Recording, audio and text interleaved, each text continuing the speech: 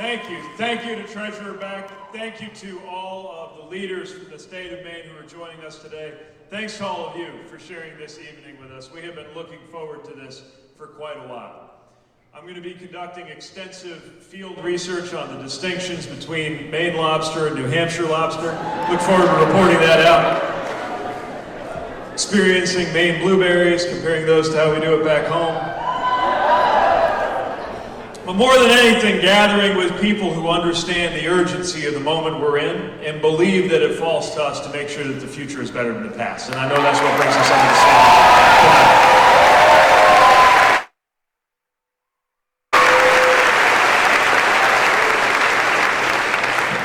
We are lucky and unlucky enough to be alive, and one of those moments is going to decide a big chunk of the future of the United States. I've been thinking a lot about the year 2026. Sounds far off, but it's 7 years out. It's as close as 2012, which wasn't that long ago.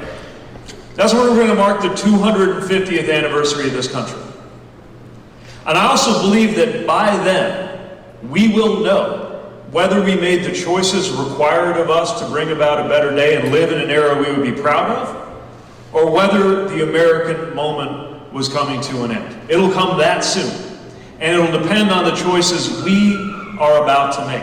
This is a moment of unbelievably intense urgency and crisis for the United States. A lot of it, obviously, because of the state of the presidency and the state of the White House. We got folks not sure if they can afford to buy groceries and prescription drugs at the same time, and a president who's more preoccupied with buying Greenland. Doesn't make any sense.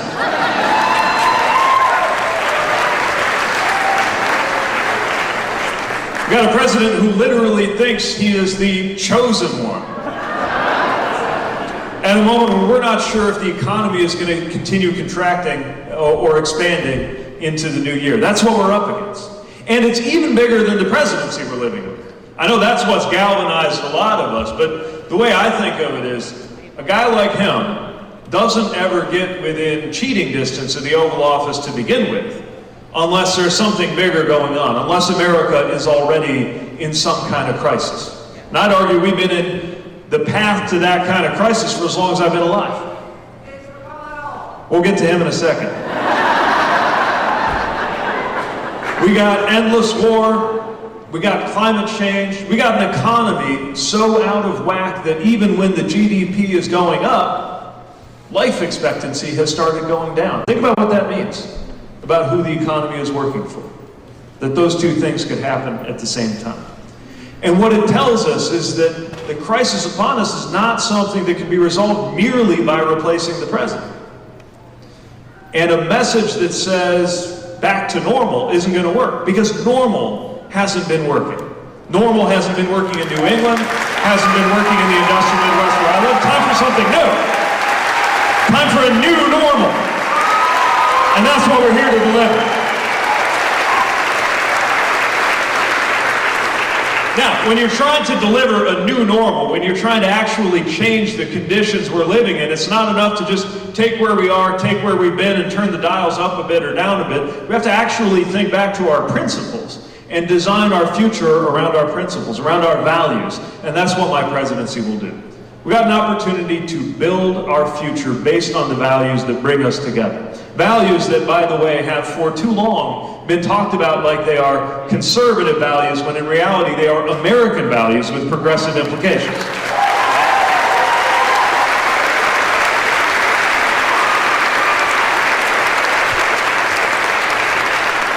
Freedom, for example, as a value, is not the property of the Republican Party. Because there's a lot more to freedom than just cutting a regulation or a tax on a bank someplace.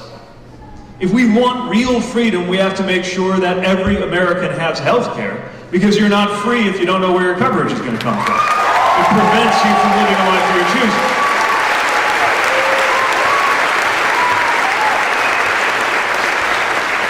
If we really want to be free, then we got to live in a country where it is impossible to work full-time and also be poor. That is a lack of freedom caused by our economy.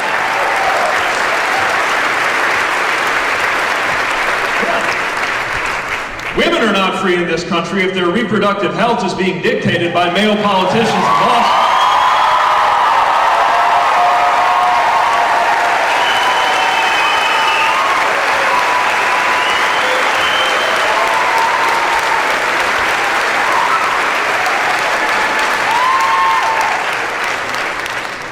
Nor is anybody free if a county clerk is to tell you who you ought to marry based on their idea of their religion.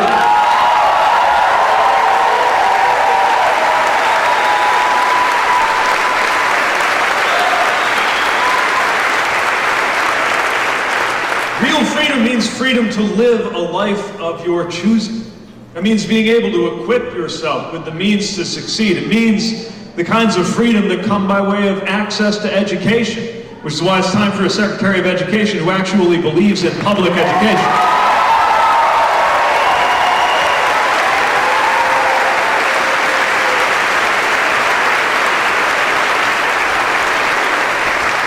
That's how my presidency will honor the American value of freedom. Don't let anybody tell you that belongs to a political party. Same with patriotism, by the way.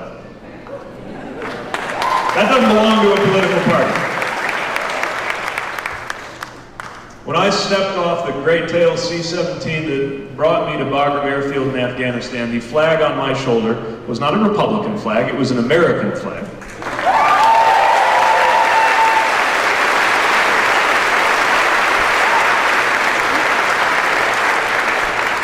And one that signified the idea that we are not only entitled, but obligated to speak up when our leaders do something wrong, and when we do, nobody's going to question our loyalty to the republic for which it stands, let alone tell us to go back to where we came from. Because that's patriotism. What could be more American? We got a richer idea of what patriotism means, and a more clear-eyed idea about what it means to deliver national security in the 21st century.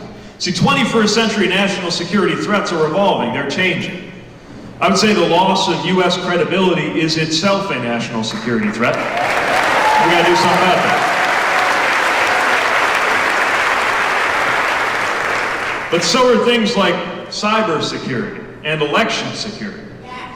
And we're not going to be able to stay on top of those 21st century threats by relying on a 17th century security technology like putting up a wall on the southern border. It's not that easy.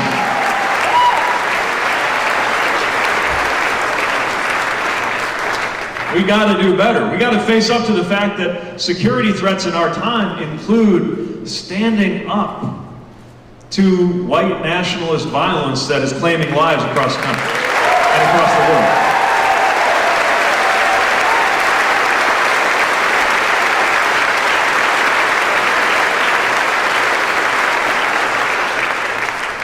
And that in the name of our security and safety, we must end the idea that the Second Amendment somehow requires us to accept being the only country in the world, in the developed world, where these kinds of mass shootings happen routinely. We don't have to accept that, and that is a safety issue. That is a security issue. It's a life and death issue.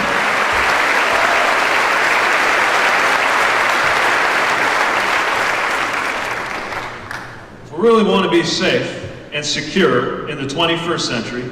The time has come, and the time's been here for quite a while, to face up to the fact that climate disruption is the global security challenge of our time, and we ought to be leading the way on figuring out what to do about it.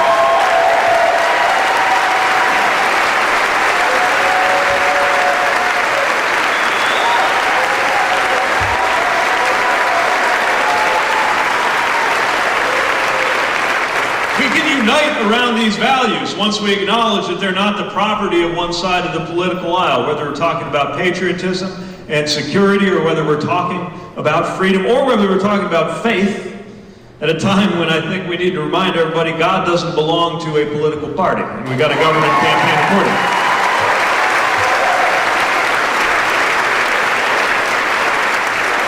My presidency will honor the principle that when you are in public office, you ought to serve people of any religion and of no religion equally. It's one of the basic ideas of this country.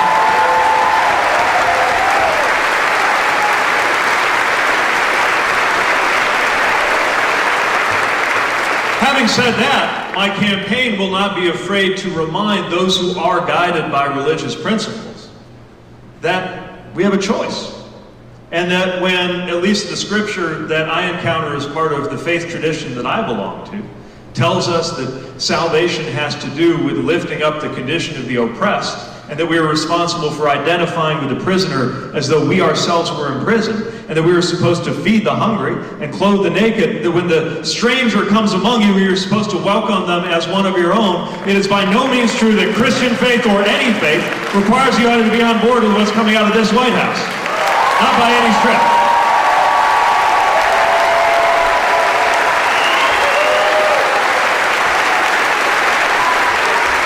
We can do better. We can do better. We can do so much better than we're doing right now in this White House.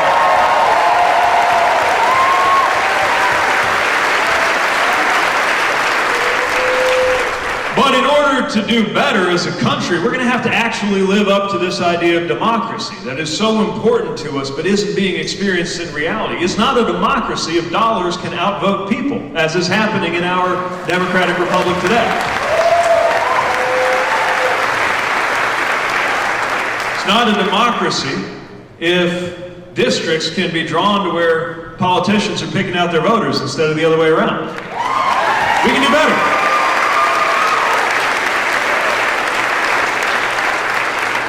I'd go so far as to argue that it might be appropriate in a democracy when choosing the leader of your country to do it by just counting up all the votes and giving it to the person who got the most. Seems intuitive to me. Call me simplistic, but it seems intuitive that you might just do that. But our democracy has gotten warped and twisted by these effects, and especially special interests. You can see it in the fact that the vast majority of Americans want certain things to happen, and Washington doesn't get it done, right? The vast majority of Americans, including Republicans, think we ought to at least do universal background checks. The House passed it, and it went to the Senate and died in the hands of none other than our friend Mitch Mcconnell.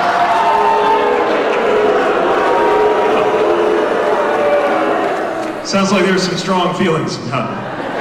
Mr. McConnell. There was a pro-democracy, anti-corruption bill that would have made it easier for everybody to exercise their right to vote called H.R. 1. It was passed in the House and it went to the Senate and it died there in the hands of Mitch McConnell.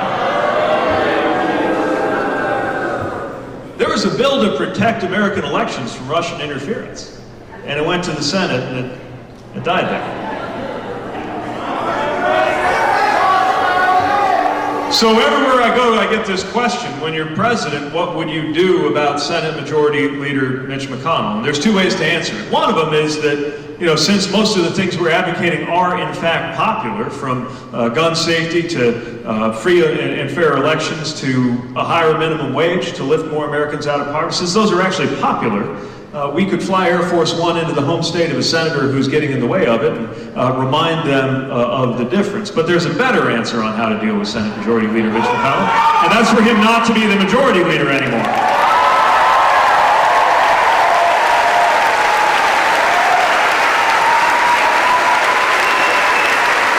So, as you know,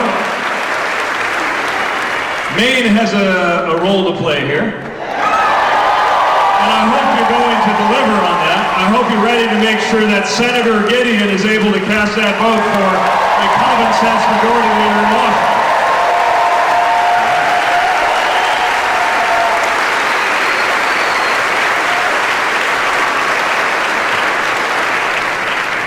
Sounds like we're on the same page there. Good. Well, I'd love to dig into many of the specific plans that will make it possible for us to do this, from our vision for national service to create 1 million paid national service opportunities around this country.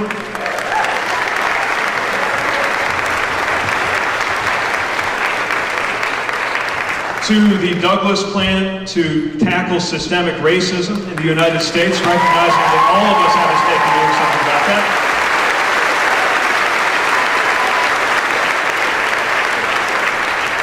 to our vision for lifting up rural America from healthcare to economic development, and making sure that our party is speaking to that too. To the fact that tomorrow we're going to release a vision on dealing with mental health in this country, an issue that has been silent for far, far too long.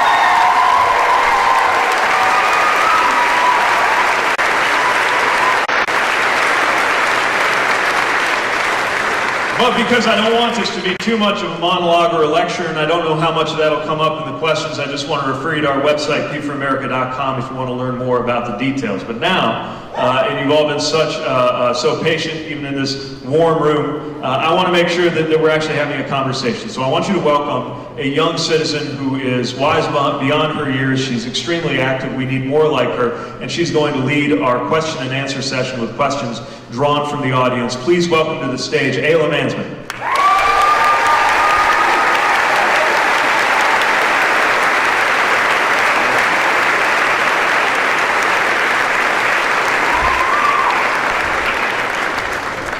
Thank you so much for having me. My name is Ayla Mansman, and I'm a local youth activist here in Maine. I'm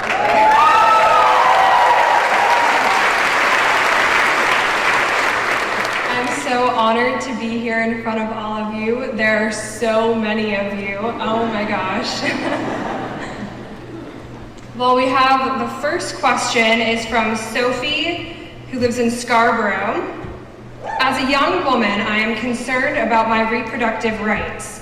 In light of the Trump administration's law to ban Title X, what will you do to protect our rights to our own bodies and keep us safe? Thank you. So here? Yeah. Hi, all the way up there. Thanks for coming.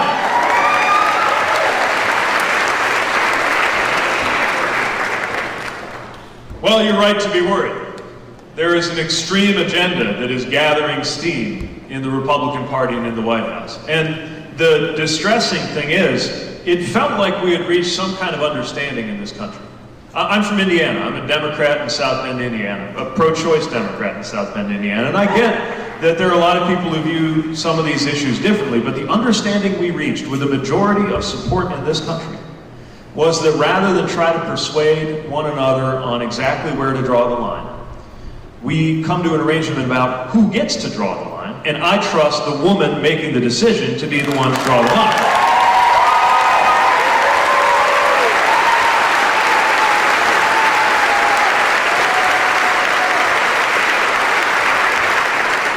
So, as president, I will appoint justices and judges who understand that reproductive freedom is an American freedom.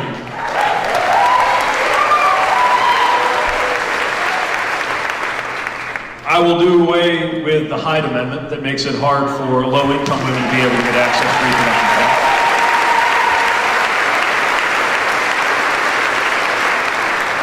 I will work to expand access to all kinds of reproductive and neonatal, postpartum, and prenatal services, knowing that that is a huge part of what's being denied right now. We were just in Iowa where the Planned Parenthood clinic, as they announced that they could no longer take Title X, a whole bunch of women on that Monday morning didn't come in for their appointments. A lot of them who were signed up for birth control left without it. These people who are attacking Planned Parenthood, I wonder if they've thought about how much unplanned parenthood they're going to create if we let them.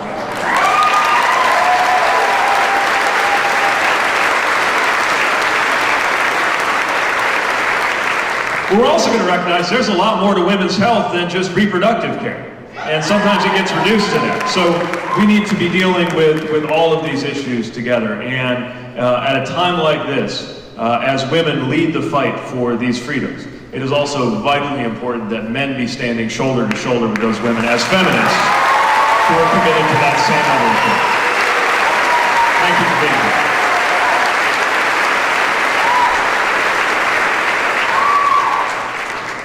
Okay, so our next question is from Austin from Auburn, Maine. What is one characteristic you feel a president should have that our current president lacks and that you have? One. Austin, you here? There you are. One. sure I had to pick one.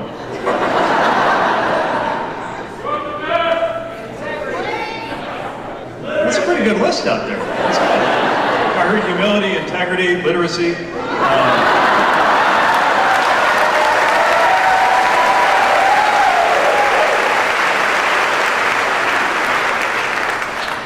I think I'm going to go with judgment.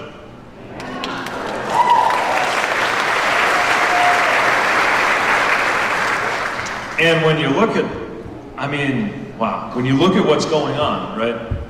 And then you reflect that our lives literally depend on the wisdom and judgment of the American president. And you think about where we are now. This is trouble. And this is under a comparatively good economy and a comparatively stable international picture, both of which seem to be getting away from us.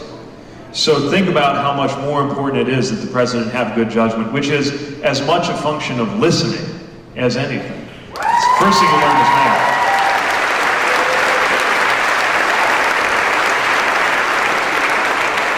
As mayor, I've learned that there are really three parts to being in charge of a government, and being the executive. And we always talk about one part, which is policy, having good policies. It's really important, but there's two other parts that are vitally important. The second is administration, actually capably managing an organization, a unit of government that you're in charge of. And then there's the third that's most important of all that's not written down anywhere, which is the moral part.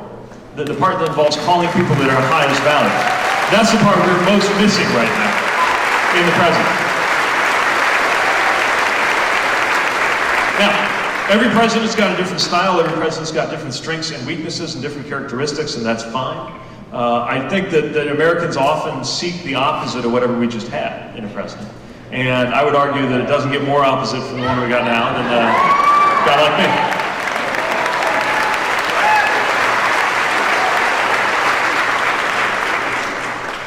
Okay, so our next question is from Noah Carver. He's 16 years old. How do you plan to promote and implement gun reform while also assuaging fears that you will take away the rights from responsible gun owners? Thank you. Is that over here? Ah, front and center. All right. Thanks for coming. My pleasure.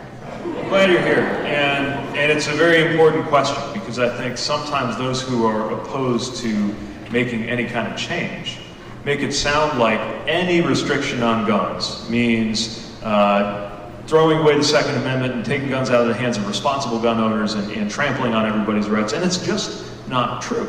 The first thing we got to remember, and here's how, if you ever find yourself in one of these arguments with your smart conservative classmate who's having trouble accepting these ideas, right?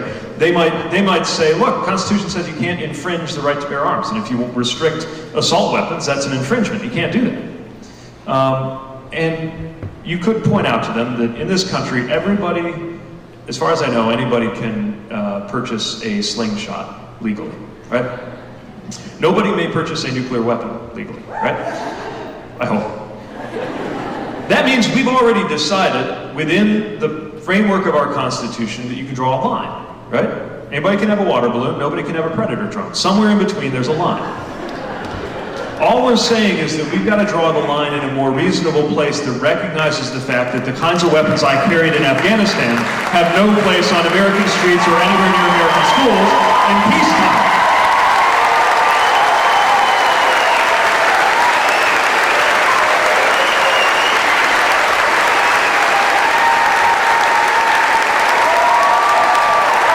We can agree on that, right?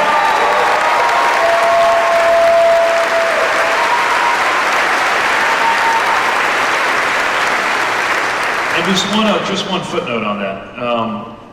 You said you're 16 years old, right? Yes, sir. I remember being 16. It's not easy being 16. And you should be free to think about a lot of things besides physical safety when you're 16. It's hard enough to get through school. And so it is the job of those of us who are in charge to deal with that kind of stuff so that people getting through school don't have to. And I'm sorry that that hasn't happened, but I'm committed as president to making sure that it does so students can focus on other things.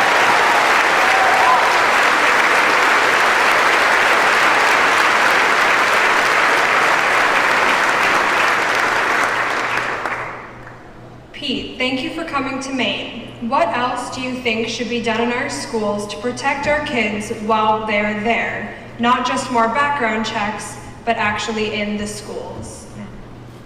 Is there a question there? All right. So, in addition, there's a whole bunch of things that students are up against when they come through the doors of the building. And I believe that part of the responsibility of a community and of a country is to make sure that physical safety has happened at a community level, so that by the time you get to the building, we're in pretty good shape. Again, part of what was on my mind when I was putting my right hand up to take the oath to be in the military was to be part of a group of people who deal with some of these security questions so that people going about their lives at home don't have to. It's the same with law enforcement. Should be taking these things off the plate of teachers and professionals and kids who have more than enough to worry about at school. If we're getting this right, then we don't have to talk about fortifying places of learning. Now,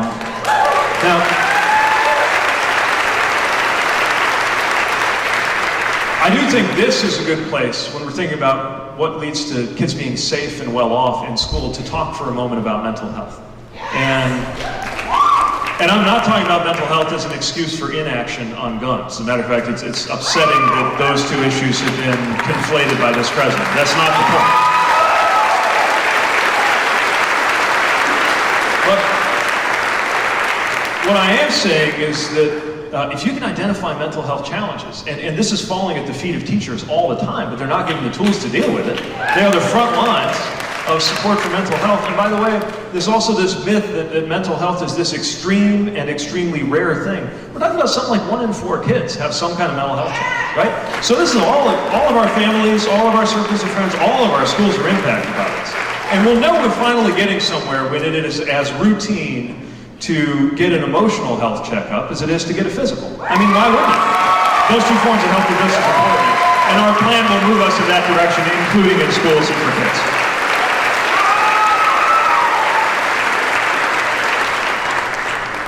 This one's from Matt from Portland. What is your position on student loan debt? Matt, you here? All right. So, as a household, our current position on student loan debt is roughly negative $100,000. And so this one's personal for us. And we have got to act. This is, again, a question of freedom. When people are being crushed by debt that makes it more difficult to take the steps in life, even more difficult to take risks in life, like start a small business. Because we've allowed college to become unaffordable. And we've got interest rates on debt that are higher than they are on a boat or a car or a house. And I'm all for people having boats if they'd like, but the importance of education is so central that we ought to be facilitating that. Now, several things I think we can do about that. First of all, we've got to have interest rates be reasonable. Secondly, we've got to expand the public service loan forgiveness program, which is a great idea that's very difficult to take advantage of.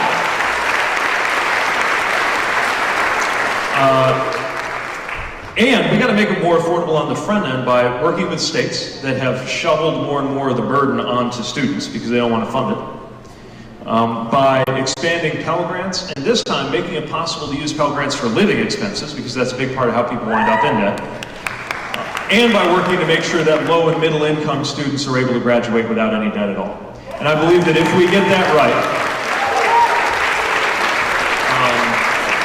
without making any promises that I can't keep about making it possible even for the child of a billionaire to emerge without having paid a single dollar toward their tuition, we can still make it dramatically more affordable and reasonable for the rest of us to be able to attend college and get on with our lives.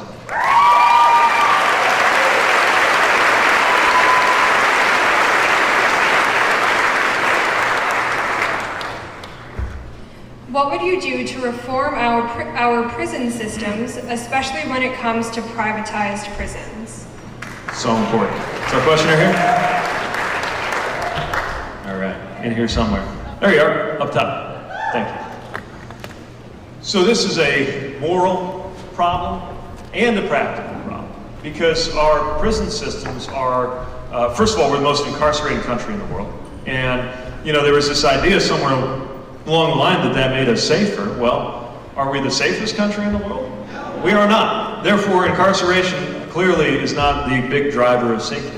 I propose that we cut incarceration by half and do it without an increase in crime, because we can act on things like nonviolent drug possession cases where the incarceration is doing more harm to society than the original offense.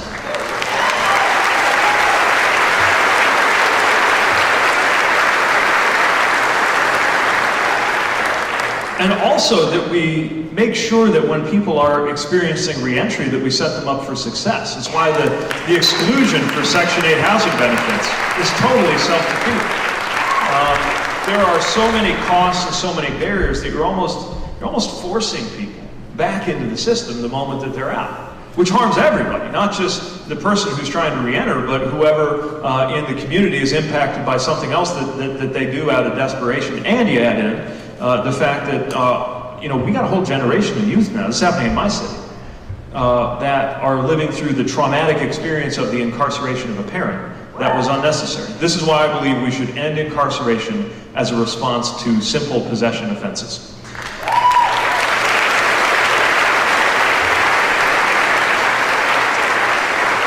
We can be a nation that is honoring our laws and our values at the same time, and also just as a practical matter, make sure that we guide people onto a path to reentry and rehabilitation. And if we don't, we will continue to see the racial inequities we do in this country, because the criminal justice system is not serving up justice when you look at the numbers on how people are treated differently according to race.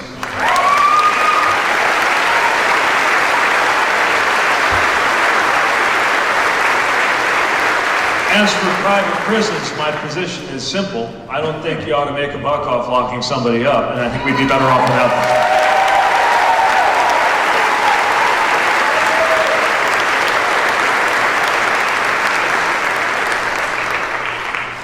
This question's from Anne from Cumberland. Where is climate change in your list of priorities/concerns? And what steps do you envision taking in your first 100 days to combat it? All right. Thanks, Ann. Here. All right. So, climate is absolutely central. And, scientists tell us we have 12 years, that was last year, so we got 11 years before we hit a kind of horizon of catastrophe in 2030. That's when it looks like we would hit a real tipping point. But we're already starting to see it. And this is not just something that's happening on the North Pole or on the coasts. When I'm talking to mayors from Florida, they're talking about sea level rise in their cities today. California is experiencing wildfires. Maybe you've seen what's going on in the Amazon, too. And in my own city, a river city in the middle of the country, nowhere near the North Pole or the coasts, I have had to activate our emergency operations center twice for flooding that's supposed to happen once every 1,000 years or so. So either I got some crazy statistical luck, or something is happening. These were 18 months apart, once in a millennium floods. And it's only picking up steam. So what do? Well, right away, obviously we got to rejoin the Paris Climate Accords as a floor, not a ceiling.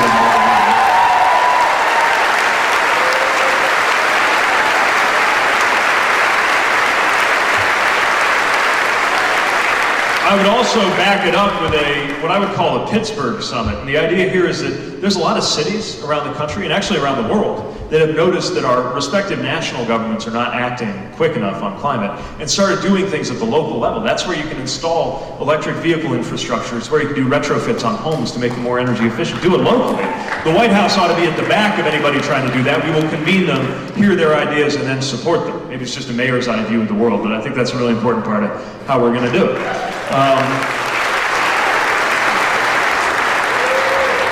We need carbon pricing.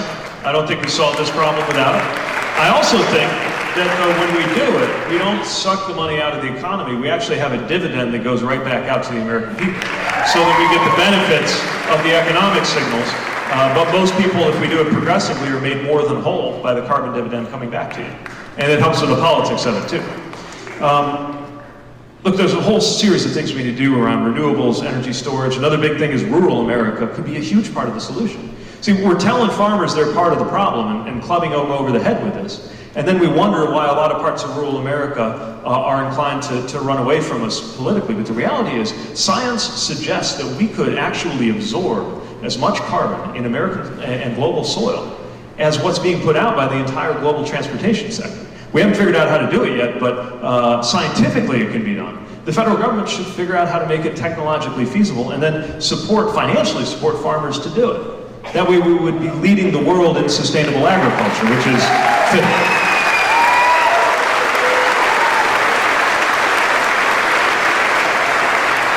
My last thought on climate is this, and I was reminded of this during all the coverage of the anniversary of the moon landing last month, is America does better when we have a project, when we've got a national project.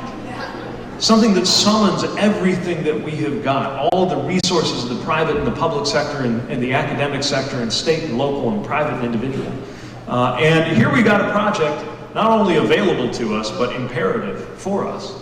And for once, it doesn't involve fighting other people too, which is kind of a bonus.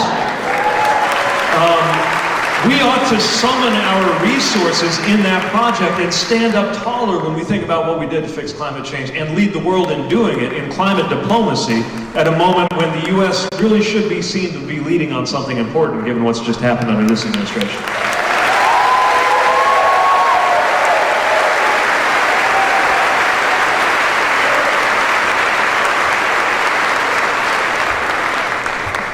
So our last question for tonight.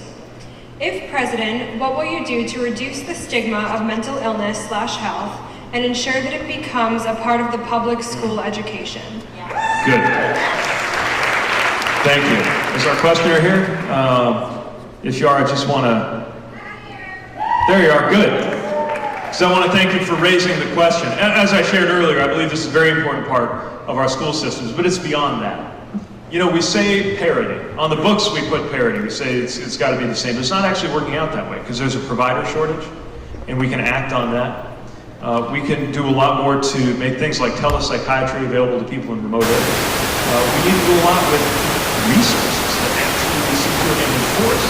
Whether we're talking about Medicare, Medicaid, or whether we're talking about private insurance, that people can get access to care. And this impacts every part of American society in different ways, but it impacts all of us.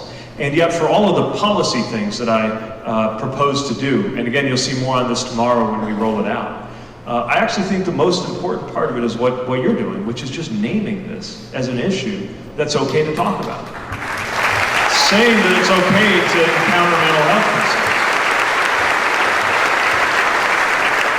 We got to get out of this. There's this way of talking about it that I think makes people think that it's all kind of extreme. Look, in the same way you could have anything in your physical health, from a sprained ankle all the way through to terminal cancer. It's the same thing with mental health. It's everything from routine emotional self-care that we all ought to be talking about and thinking about and doing, all the way to serious mental illness that requires inpatient treatment that can be life-threatening. And there's a spectrum of these things. And this touches every family. And it matters. I mean, this president's talking about we need to bring institutions back from the 50s. I couldn't think of a more backwards approach. Don't get me wrong, we actually have some work we need to do to make sure that we shore up hospitals' capacity to deal with mental health, but part of an approach that doesn't stigmatize, doesn't marginalize, doesn't concentrate people suffering with challenges, whether we're talking about veterans or LGBTQ youth or the literally any human being who can encounter mental health issues. And just as you get a physical, and that's normal, it ought to be normal and supported to get emotional health checkups too. So, I guess our time's up. All right. Please, one more thank you to Ayla for guiding us through our Q&A, and congratulations for being as involved as you are. Thank you.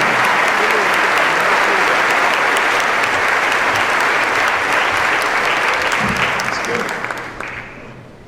Let me just close with this. First of all, thanks so much. You've been fantastic. You've been patient in this warm room. And the energy here is palpable. I love it. I just might have to come back.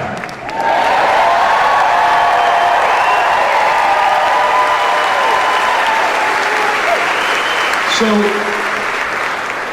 the thing I want to close on is I want to make the case for hope. And this is important to me because I think hope became unfashionable in the last few years because of what's happened in our politics, because of the bleakness of what is emanating from the White House. And we got everything from naked racism to deciding to start a war and then changing their mind on the same day to what is happening filtering through into our communities, into our schools, into our families. The very real walls, that southern border wall may never be built, but very real walls are being put up among us and in between us. And it is eroding the very stuff of what it means to be an American. But running for office at the end of the day is an act of hope. And so is supporting somebody running for office, helping somebody run for office, showing up at an event, knocking on doors, sending money, voting itself. Thank you.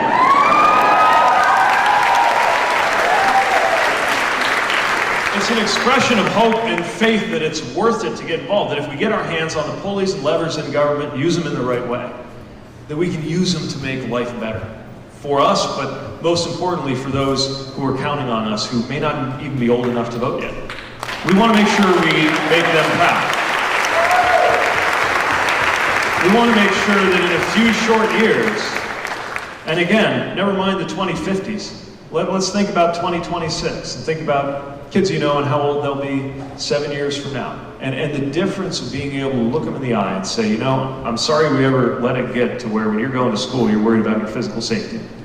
I'm sorry we ever let it get to where bullying was on the rise in a classroom because of what was happening at the highest office in the land. I'm sorry that happened, but look at what we did to change it. Look at what we did to start delivering a climate that you didn't have to be afraid if you'd be able to grow up and thrive in it. Look at what we did to begin delivering an economy where a rising tide really did lift all boats. Look at what we did to start delivering on a society where your race had no bearing on your health or your wealth or your life expectancy or your relationship with law enforcement. We started acting to make that happen. We kept you safe from gun violence.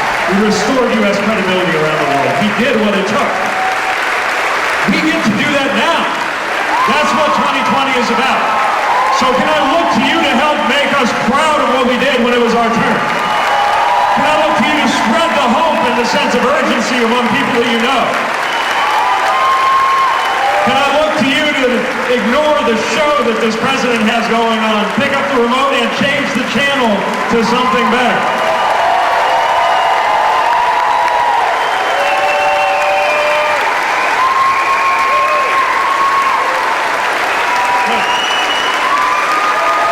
And I'm pretty confident we're going to be proud of what we did in 2020, and I'm pretty confident you're going to send me to the White House.